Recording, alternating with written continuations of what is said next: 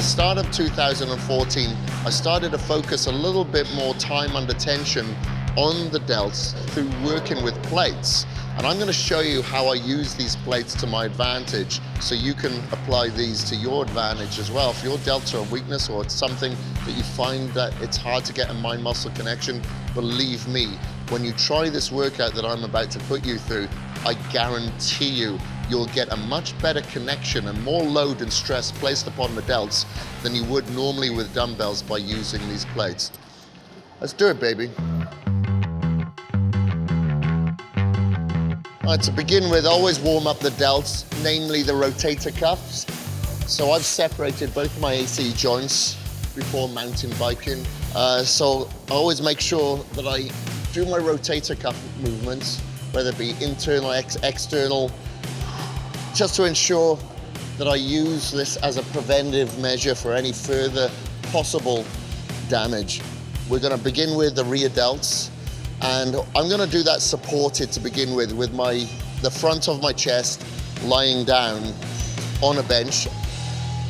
So when I say supported, the front of our chest and our stomach, our torso basically, is gonna be lying face down on a bench. This ensures complete restriction of any secondary involvement, any secondary movement, any cheating. So the rear delts really, really do get isolated. I want to ensure that I get that mind-muscle connection in order to break down the tissue. Once we've done that for 3 or 4 sets, then we're going to move on to the front raises. So when you're performing a rear delts here in this manner, whether you're on, supported or when you're off, make sure that your hands are out, because the further that you extend that lever, which are the plates, the more tension and stress and load that you're able to feel on the delts. Like, I've done one set, and I can really feel that.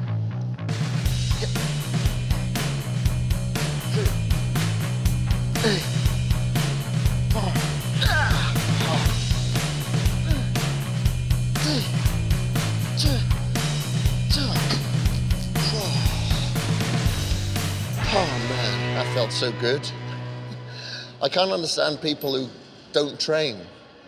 I can't get my head around that, man. We have the ability to train and feel this good. Come on, motherfucker.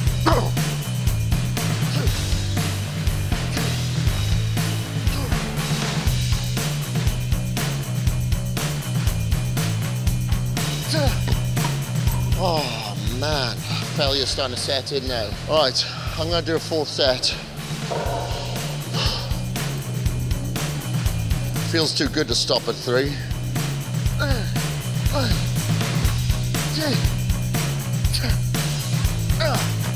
This is when I start taking my intro workout now, normally after the first exercise, just to ensure that we finish as strong as we begun. So I'm gonna move on to front raises here now. I'm gonna start it leaning against the wall to prevent any lower back movement or any body language. And then I'm gonna come away, face the mirror, and perform the conventional front raises. So I'll start off bilateral, and when I can't do any more, I'll go unilateral. A lot of people will neglect the front delt, thinking that pressing movements, incline chest press, shoulder press is enough for the front delt. I don't believe that's so. I believe a lot of people work on the outer delt all the time thinking that they're gonna have more width to their shoulder, when in fact, if they focused on bringing the insertion point of the delt across the chest more by developing the anterior delt, it would give them the illusion of more width. That's definitely been the case for myself. Right now, you should be feeling immense lactic acid buildup fatigue in your front delts. When we can't do any more, then your obliques can assist, certainly, and you're able to apply more force and stress onto one delt than the other, as opposed to focusing energy distribution. So you're able to get a few more reps there. So we've found our second failure point. Now I'm using 25 pounds here. The next step down is 10 pounds. So that's a huge jump. If you're stuck on the 10 pounds and you can't make your way up to the 20 pounds yet, this is what I recommend that you do. Make sure that you go extremely, thoroughly strict with the 10s.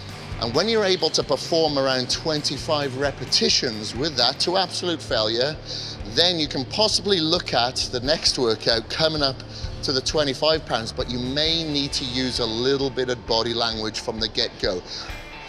Before every set there, I just spend a few seconds just to clear my mind, wipe the slate, clear the canvas, to ensure that when I start the set, my mind is only on the set and only on the muscle and only on the fibers and only on the blood that's being transported to it. I'm trying to get my brain into the muscle. Remember, your muscles have no idea what number is written on the plates or the barbell or whatever. It only knows failure.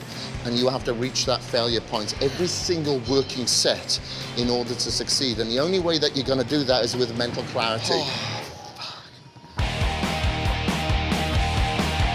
All right, so next exercise is going to be the side raises now. We've hit the rear delts, we've hit the front delts. I want to hit the anterior portion of the delts, those caps, so we have a lot of trouble walking out of these doors.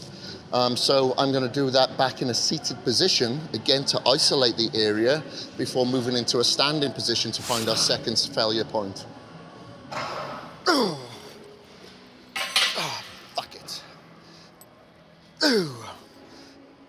Hey. When I perform that exercise, and what I want you to concentrate on as well, is making sure that you have those plates out to the side so your hand is straight. Don't let your hand go flaccid because you're trying to extend that leverage to place more stress on the delt.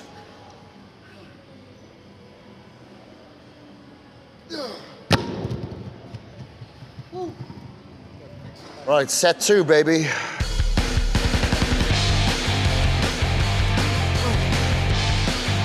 Two, three,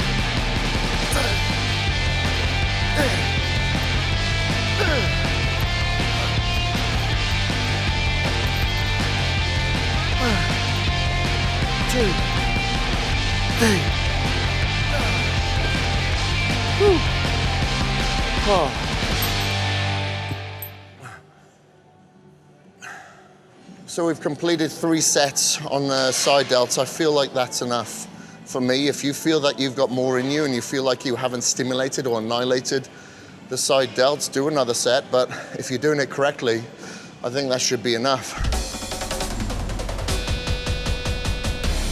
So now what I am going to move on to, which I thought would be instinctive, is to do a movement where I'm going to come from the front to the side, from the front to the side. And when I can't do any more on the first set, I'll just do some side raises just to go to beyond that failure point. And then on the second set, when I cannot do any more of them, I'll come to the front raise. I'm going to go lighter now, and you'll have to go lighter to ensure that we get this movement correct. So make sure that you watch closely. So we're coming out to the side, to the front, arms slightly bent, making sure that your elbows, wrists, and shoulders are all parallel with each other.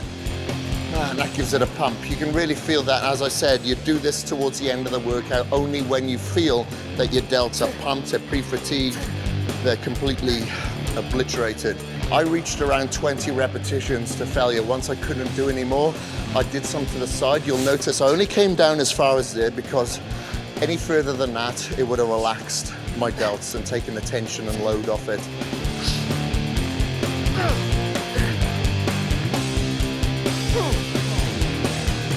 I am completely pre-fatigued, which is perfect timing to put in a compound movement because we don't have to go as heavy now.